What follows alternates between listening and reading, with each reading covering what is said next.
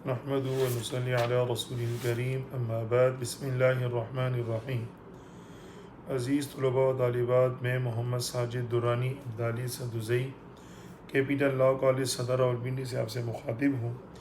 ہم LLB 5 year programme اسلامیات لازمی کے سابقہ جو پیپروں میں احادیث آئی ہیں ان کو حل کر رہے ہیں۔ پہلے آیات حل کی، اب احادیث کو ہم پڑھ رہے ہیں۔ تو آج ہم صفحہ نمبر 118 حدیث نمبر 12 صادق و امین تاجر کا مقام، اس کے متعلق پڑھیں گے۔ یہ حدیث نمبر 12 ہے۔ بسم اللہ الرحمن الرحیم۔ عن ابی سعید الخدری رضی اللہ تعالیٰ عنہ قال قال رسول اللہ صلی اللہ علیہ وسلم۔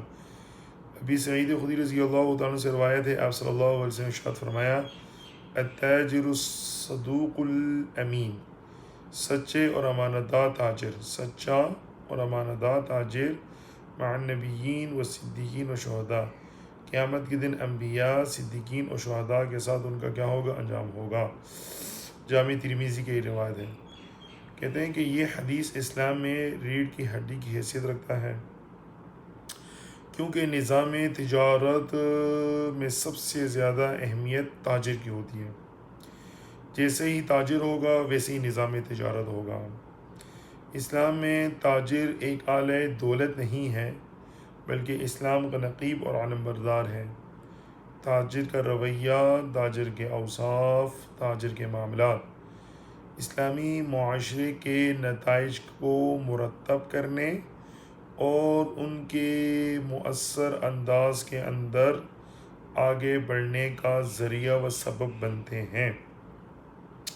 تو اس لیے کہتے ہیں کہ اس کا بلند کردار کا حامل ہونا بہت زیادہ ضروری ہے، ورنہ مالی معاملات میں حرام خوری بہت زیادہ ہو جائے گی۔ حرام کمانے والا، حرام کھانے والا نسل جو ہے نو اخلاق کے اعتبار سے بدترین سے انسانیت ہوگی۔ ان کے اندر گناہوں کے جراثیم حد درجے زیادہ ہوں گے۔ معاش کا انسان کی زندگی میں اہم کردار ہے، یہ رگ جان کی حیثیت رکھتا ہے۔ تجارت ہوگی تو معیشت بہتر ہوگی، معیشت بہتر ہوگی تو ملک بہتر ہوگا، ملک بہتر ہوگا تو افراد بہتر ہوں گے، افراد بہتر ہوں گے تو گھر نظام بہتر ہوگا۔ اگر تجارت کے ذرائع شفاف نہیں ہوں گے تو پھر ایمان و عبادات دونوں رد ٹھہریں گے۔ اب اسلام میں امین تاجر کا مقام، کہتے ہیں اس حدیث کو جو ہم نے پڑھا اس کے ضمن میں تو یہی نظر آ رہا ہے کہ اسلام کے اندر جو ہے تاجر کا بہت بڑا مقام ہے، اور اتنا بڑا نسبت بیان کرنا اور اتنی بڑی بات کہنا کہ بھئی دیکھیں جو تاجر ہوتا ہے اگر وہ امانت دار ہے، سچا ہے، تو انبیاء کے ساتھ ان کا معاملہ و حساب ہوگا۔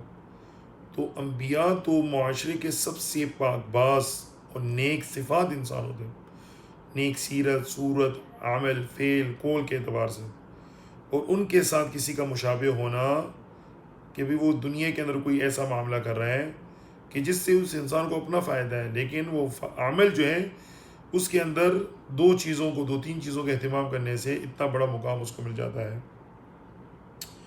تو کہتے ہیں ان کے ماننے یا نہ ماننے پر ہدایت و ضلالت، بخش و نجات یا خسارہ نامرادی کا انحصار ہوتا ہے۔ ٹھیک ہے جی۔ اب فرمایا کہ دیکھیں سچا تاجر، صدیق ہمیشہ سچ بولنے والا، ہمیشہ سچ بولنے والے جو پیغمبروں کے جانشین ہوتے ہیں، اور فرمایا کہ دیکھیں ان کا ہر زندگی کے اندر جو ہے نا ہر پہلو وہ سچائی کے اوپر مبنی ہوتا ہے، سچائی کو بیان کرنے والے ہوتے ہیں۔ اسلامی تاریخ کے اندر حضرت ابوبکر صدیق رضی اللہ تعالیٰ عنہ کو جو ہے نا صدیقیت کا درجہ ملا، اور اس کی بنیادی وجہ یہ ہے کہ انہوں نے آپ صلی اللہ علیہ وسلم کے واقعے معراج کی بلا تردد تصدیق کی، جب کفار آپ کا مذاق اڑا رہے تھے، مشرکین مکہ جب آپ کا مذاق اڑا رہے تھے کہ بھلا کیسے ممکن ہے۔ حضرت ابوبکر صدیق رضی اللہ تعالیٰ نے بغیر کسی بات کے اور بغیر کسی دلیل کے اور بغیر کسی تردد کے اس کی تصدیق کی کہ بالکل سچا واقعہ۔ اسی طرح آپ صلی اللہ علیہ وسلم اور ابوبکر صدیق رضی اللہ تعالیٰ جب ہجرت کر کے مدینہ جا رہے تھے تو راستے کے اندر جو ہے نا جی فرمایا کہ بھائی آپ صلی اللہ علیہ وسلم کے آگے ابوبکر صدیق رضی اللہ تعالیٰ پیچھے تھے، آپ صلی اللہ علیہ وسلم آگے، تو سواروں نے ڈھونڈتے ڈھونڈتے پہنچ کے پوچھا کہ کون ہے. اگر فرماتے ہیں کہ آپ صلی اللہ علیہ وسلم تو دوست نہیں رہا, اور کہتے ہیں مجھے پتہ نہیں ہے تو پھر صداقت نہیں رہی. تو درمیانی بات کی انہوں نے کیا کہا کہ یہ مجھے راستہ بتانے والے ہیں, مطلب یہ کہ آگے بیٹھے ہیں تو راستہ بتانے والے ہیں, تو اس کے اندر کوئی جھوٹ بھی نہیں ہے. تو صدیقیت بھی محفوظ رہی اور دوستی بھی محفوظ رہی. تو اس لیے سب سے بڑے صدیق جو بھی سچا ہوگا تو اس کا انجام ابوبکر صدیق رضی اللہ عنہ کے ساتھ, جو کہ بہت بڑا درجہ, اور اس کے علاوہ بھی معاشرے کے اندر صدیقین جو ہے نا جو وہ گزرے ہیں. ابھی ابراہیم علیہ نبی علیہ السلام کے متعلق کہ جب نمرود نے پوچھا کس نے کیا, کہ قال بل فعل کبیرہم ھذا فاسألوا, کہ شاید اس بڑے نے کیا, اس سے پوچھ لو. ہاں بھی کلاڑا بھی تو اس کے گلے میں. تو یہ بھی جو ہے نا جی کیا ہے, یعنی صداقت کا عنصر اس کے اندر نظر آتا ہے. دوسرے نمبر پہ آتے ہیں صدیق کے بعد امین. کہتے ہیں کہ اس کا امین کا تاجر کیا ہے؟ امین امانت دار, دوسروں کی چیزوں کا خیال کرنے والا, دوسروں کی چیزوں کی پرواہ کرنے والا. جیسے ہم اپنے ہاتھ کا ناک کے امین ہیں, ہم نے جواب دینا ہے اللہ کو ان تمام چیزوں کا. تو تاجر جو ہے نا امانت داری کے ساتھ کرتا ہے, خیانت نہیں کرتا, ناپ تول میں کمی زیادتی نہیں کرتا, زیادہ نفع کمانے کے لیے ذخیرہ اندوزی نہیں کرتا, ہاں بھائی, بلکہ میان روی کے ساتھ مارکیٹ کے مطابق اور اللہ کا حکم نبی کے طریقے کے مطابق وہ تجارت کرتا ہے. تیسرا درجہ عزیز طلباء آتا ہے صدیق اور امین ہو گئے, اور اس کے بعد شہید کا مقام. کہتے ہیں کہ دیکھیں شہید کس کو کہا جاتا ہے, کہ جو اپنا جان و مال و وقت تینوں چیزیں اللہ کے راستے میں لے گیا اور کوئی چیز بھی واپس نہ آئے. تو یہ بہت بڑی قربانی ہے, یہ بہت بڑی قربانی ہے, یہ بہت بڑا عمل ہے. اس عمل کے برابر دیکھیں سب کچھ چلا گیا, کچھ بھی باقی نہ رہے.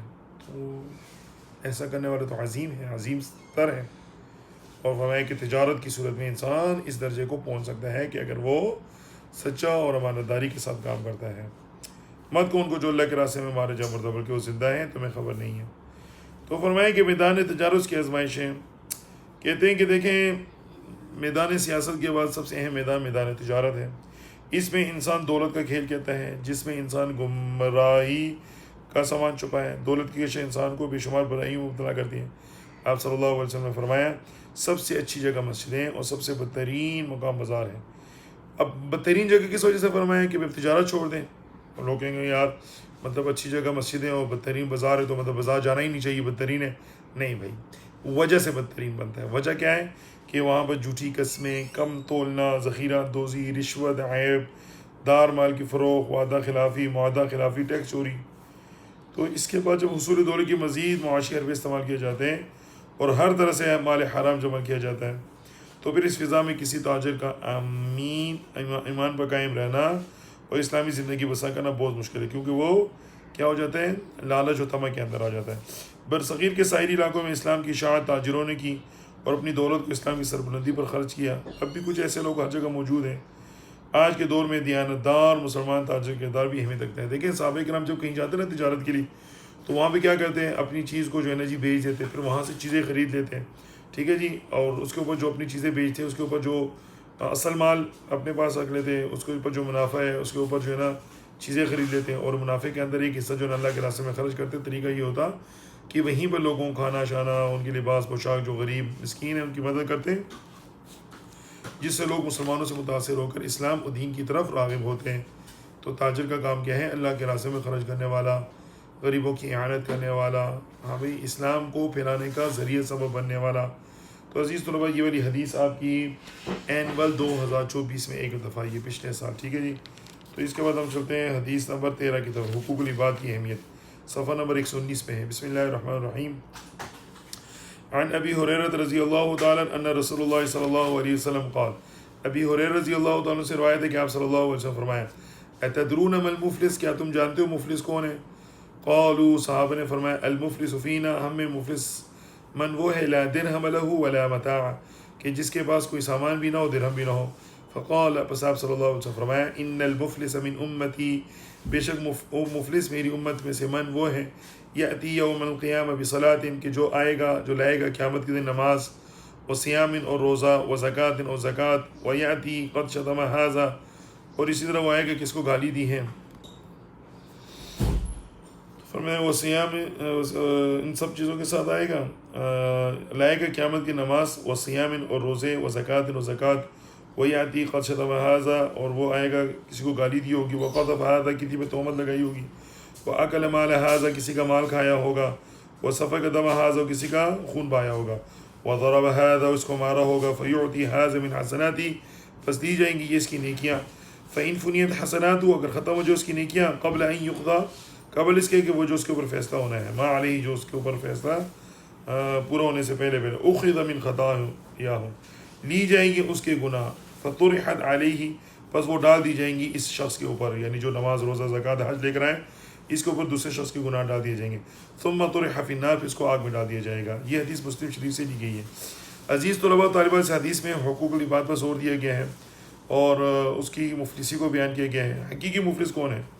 دیکھیں آپ صلی اللہ علیہ وسلم صحابہ سے فرمایا کہ بھئی مفلس کون ہے؟ صحابہ نے فرمایا کہ جس کے پاس درہم و دنانیر نہ ہو، تو اللہ کے نبی نے فرمایا یہ مفلس نہیں ہے جس کے پاس درہم و دنانیر نہ ہو، بلکہ مفلس یہ ہے کہ دیکھیں ایک انسان اپنی زندگی کے اندر جو ہے نیکی کی اہتمام کرتا ہے، وہ کہتے ہیں بس نماز پڑھ لوں، روزہ رکھ لوں، زکوٰۃ دے دو، حج کر لوں، قربانی یہ کر لوں، لوگوں کے حقوق سے وہ جو ہے نا قطع تعلق ہو جاتا ہے، یعنی مال غصب کر دیا، کسی کا جو ہے نا جی نقصان پہنچا دیا، کسی کو تکلیف پہنچا دی، کسی کو ضرر پہنچا دی، کسی کو گالی دے دی، اس کو دین کا حصہ ہی نہیں سمجھا جاتا ہے نا کہ یہ بھی دین کا ایک شعبہ ہے، یہ بھی دین کا ایک حصہ ہے، یہ بھی دین کا ایک شعبہ ہے۔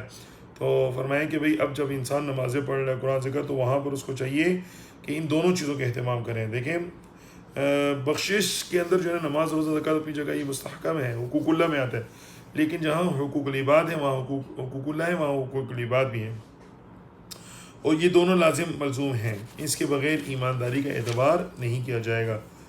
کہتے ہیں کہ دیکھیں حقوق العباد کی اہمیت کے اندر فرمائیں کہ مسلمان اپنے فرائض کے علاوہ جو ہے نا جی حقوق العباد کو پورا کرتے ہیں، یعنی جھوٹ، رشوت، حرام ذرائع سے اختیار کرنے سے روزی حرام ہو جاتی ہے۔ حرام خور کے متعلق نبی کریم صلی اللہ علیہ وسلم فرمایا حرام کھانے والا جنت میں نہیں جائے گا، اس کے علاوہ فرمایا حرام کھانے والی کوئی عبادت قبول نہیں ہوگی۔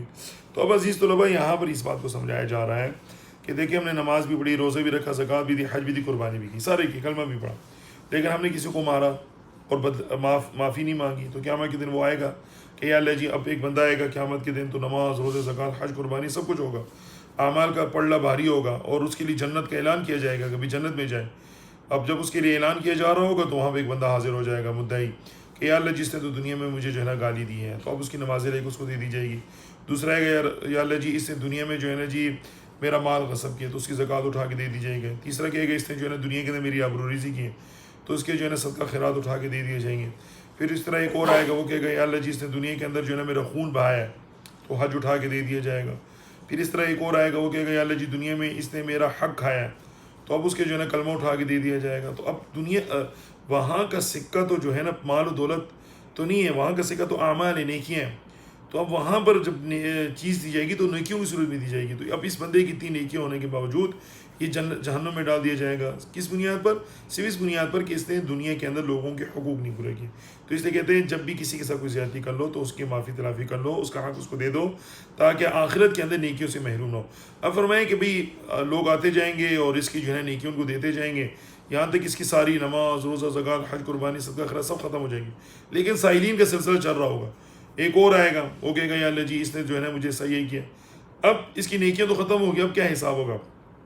اب جو آنے والے ہیں ان کے گناہ لے کر اس کے اوپر ڈالے جائیں گے کہ بھئی جس کے ساتھ جو زیادتی کی ہے تو اس کے جو گناہ ہوں گے اس کے اوپر ڈالیں گے، یہاں تک کہ جب سورا مکمل ہوگا تو اس کے پاس تو گناہوں کے ایک پہاڑ کھڑا ہو گیا ہوگا، تو اس کے پاس کو جہنم میں ڈال دیا جائے گا۔ تو اس لیے عزیز طلباء و طالبات دنیا کے معاملات کے اندر اس چیز کا احتیاط کرنا بہت ضروری ہے کہ بھی ہم جہاں پہ حقوق اللہ کا اہتمام کریں وہاں حقوق العباد کے بھی اہتمام کریں اور اس سے قطع تعلق نہ کریں۔ مسلمان وہ ہے جس کے ہاتھ و زبان سے دوسرا مسلمان محفوظ ہو۔ جس نے ایک مسلمان کو جان بوجھ کر قتل کیا اس نے پورے عالم کو قتل کیا۔ ایک دوسرے کو مال کو باطل طریقے سے مت کھاؤ۔ اگر کوئی کسی پہ بہتان لگائے جھوٹا تو اس کو 80 کوڑے لگائے جاتے ہیں۔ گالی دینا جو ہے نا جی فسق ہے ہمیں، اور اس کو قتل کرنا حرام ہے، ناجائز ہے۔ اور آج کا مسلمان کو تذکیر کرنی چاہیے، اس کو نصیحت کرنی چاہیے کہ بھئی دیکھیں دین کے ساتھ دنیا کے معاملات کو بھی درست رکھنا ضروری ہے اگر وہ اللہ کے ہاں سرخرو ہونا چاہتے ہیں، کامیاب ہونا چاہتے ہیں۔ تو حقیقت میں مفلس کون ہے؟ حقیقت میں مفلس وہ ہیں کہ جو کیا کرتے ہیں۔ حقیقت کے اندر مفلس کون ہے؟ وہ ہے کہ جو حقوق اللہ تو ادا کر رہا ہے لیکن حقوق العباد ادا نہیں کر رہا، تو حدیث کی روح سے ایسے شخص کو مفلس کہا گیا ہے۔ تو عزیز طلباء یہ آپ کی 2 حدیثیں الحمدللہ مکمل ہوگی، حدیث نمبر 12 اور حدیث نمبر 13، اور یہ حدیث نمبر جو 13 ہے یہ آپ کی 2018 میں ہی ہے، اور حدیث نمبر 12/2024 میں آئی ہے، اس کو آپ یاد کر لیجیے گا۔ اللہ تعالیٰ آپ سب کا حامی و ناصر ہو، اپنا خیال رکھیں، محنت کریں، اجازت دیں، اللہ حافظ، فی امان اللہ، خدا حافظ۔